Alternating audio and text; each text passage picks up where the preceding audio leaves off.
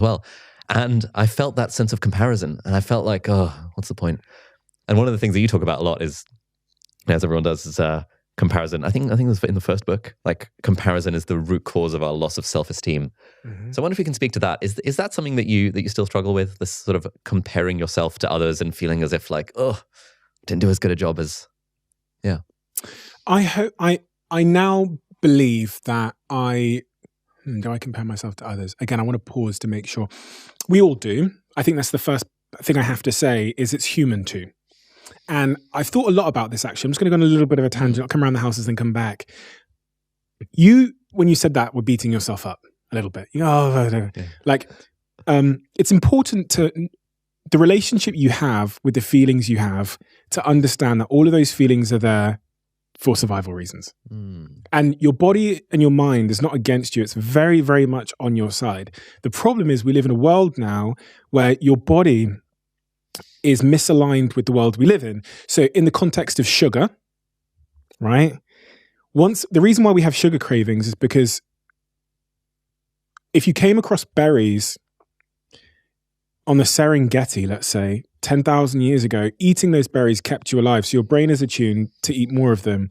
The reason why we struggle to lose weight and lose belly fat is because the amount of belly fat you had correlated to how long you had left to live. So your body has the brain is trying to defend your weight. So losing weight is difficult because if you go for a big run, your body will then overcompensate with hunger and make you eat more. So that's why they often say cardio is not a great way to lose weight. You'll just end up eating more. The body is on your side. Comparison is important, really, really important and useful. And it's ingrained in all of us because we don't have time to make decisions about things in the real world. So our brain is using shortcuts, and comparison is a wonderful shortcut to understand what something means, the value of something, and it's hardwired into you to help you to survive, as is your loving of sugar, your need for status.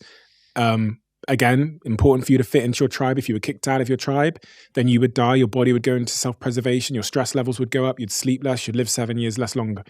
So all of these things that we fight with, we shouldn't be fighting with ourselves. It's just a case the world has changed and the body hasn't evolved to deal with it. Comparison's one of them. It's ingrained in us. We all have it. I'm sure I can compare myself every day to everybody I meet, and I see this guy on Instagram with great muscles, and I go, Jesus, what am I doing over here with this? I'm doing that at all times, and I have empathy with myself for that because it's important to start with a place of empathy towards that and not like self-resentment. Okay, so it's normal to compare ourselves. It's not normal to live in a world where we see 7,000 people a day on a glass screen and the brain can't compute that information. It's not meant to. It's not normal to have a fridge. The brain wasn't designed in a world with fridges. Do I compare myself? Yes. How I interpret the comparison is the key part. So I look at things you've done over the years and I go, man, that's so dope. We can do that. I look at what Mr. Beast has done and go, I'm like studying this guy and I'm learning and I'm going, man, this guy's the gold standard. And I'm learning from him. And I write about him a little bit in one of the laws in the book about the first 5 seconds. And I look at Rogan and I go, man, this guy just sits there and does no preparation. And then just like talks about like an anthill with like this super smart person, or he'll get his mate on from the comedy club. That is insane how he does that. So I hope that my comparison results in inspiration and not like jealousy or resentment or any of those negative, self-destructive, unproductive feelings. And I think that can be a practice. I think you can realize that life really isn't like a zero-sum game and that like everyone can win.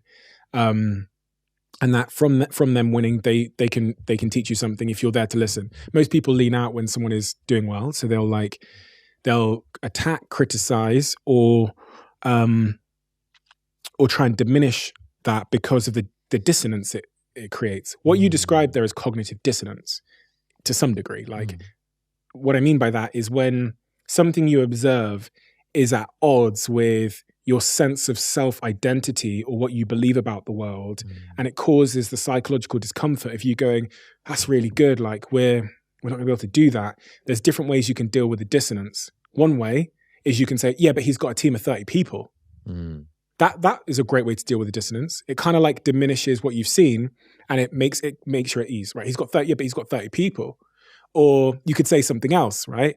The harder thing to do, and I think the most important thing to do, is what I call in the book I'm going to butcher his name, but I'll call him the president of Israel, did when Reagan, who was his friend, went to that Nazi burial site. And obviously, being Jewish, watching Reagan, who was meant to be your friend, go to that burial site, when reporters asked him, what do you think of Reagan going to that where there's Nazis buried? And he says, when a friend makes a mistake, the friend remains a friend and the mistake remains a mistake. What he's doing there is he's doing the hard thing of holding the dissonance separate, like holding these two facts separately. He's not diminishing it. He's not saying Reagan's not my friend, or but he didn't go to the burial site where the bad Nazis were buried.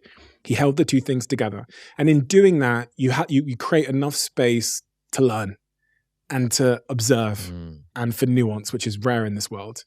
The thing we're all doing at the moment is just diminishing the other side. We're not listening.